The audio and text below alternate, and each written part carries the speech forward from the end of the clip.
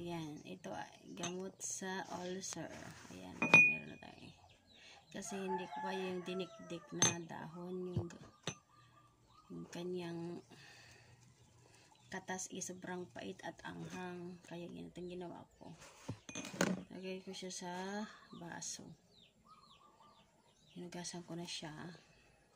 Lalagay ko siya sa baso. Tapos lalagyan ko siya ng hot water. Lagyan ko siya ng hot water.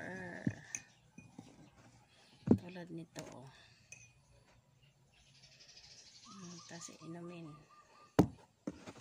Yan. Malunggay leaves. Sobrang pait kasi ng katas nito pag dinikdik mo tapos piniga mo. Yung katas sobrang pait at saka anghang. Kahit nga ito maanghang siya parang nilagyan ng sili. Natural na ano niya.